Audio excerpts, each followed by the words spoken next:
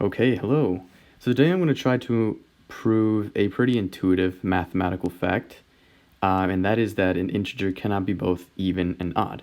So as we all know, the natural numbers, starting from 1 or 0 depending, and going up all the way to infinity, 1, 2, 3, 4, 5, these are integers, kind of like counting on your hand or counting rocks, for example.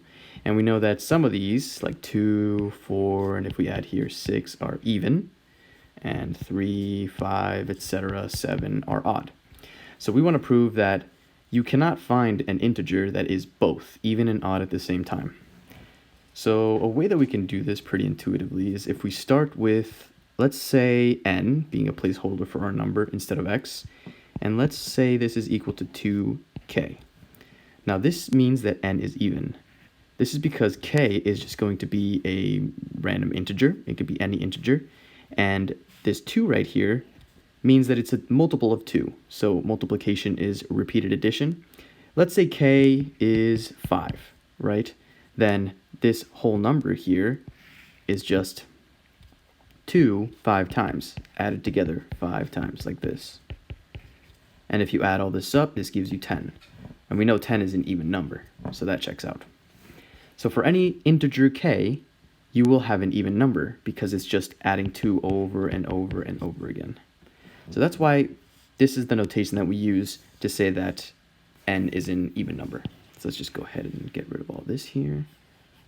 Let's get rid of this. Okay. And then we're going to say n is also going to be equal to 2, and let's use t plus 1. This is the same idea, except that now, instead of being a multiple of 2,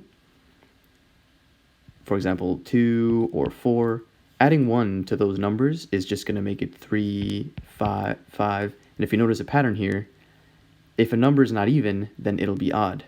So this number is always going to be odd because you'll have an even number plus 1, which will inevitably make it odd. So if I just write down here n is even. Let's just pick a different color here. Even. And here n is, it's red for odd.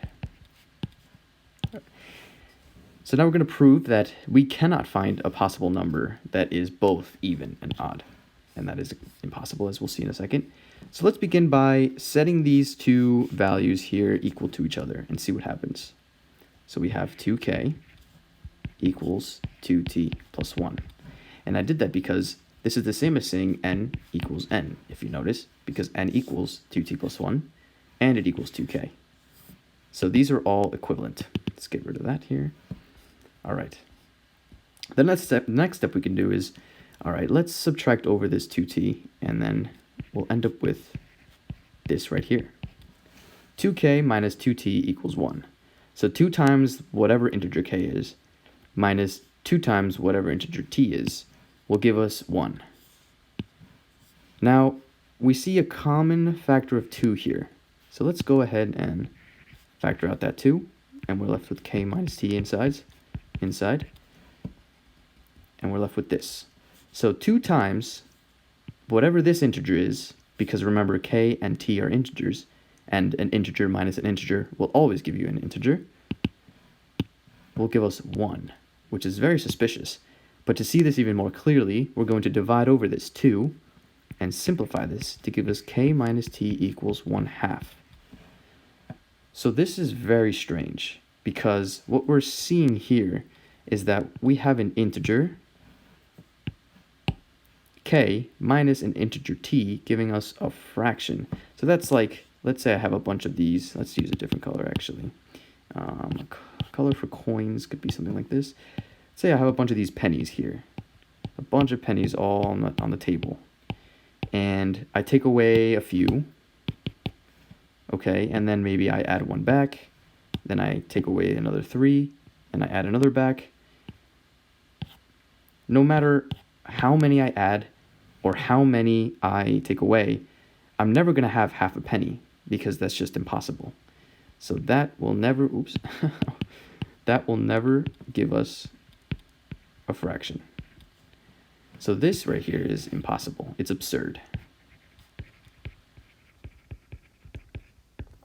Now up here, we assumed, this is the assumption, we assumed that n was both even and both odd. The reason we did that is because we're trying to prove that it cannot be both even and odd. So if I were to assume that it's true, we would expect this to be false, which it is. This is absolutely absurd. The only assumption we made, being that n could possibly be even and odd, led to a completely absurd conclusion, which means that the assumption must be wrong. So, n, or whatever integer really, so an integer absolutely cannot be both even and odd at the same time. And so this is a little proof I learned this semester throughout my proof class, and I found it really interesting. So I hope that helped some of you out there and maybe give you a little bit more intuition as to the parity of integers.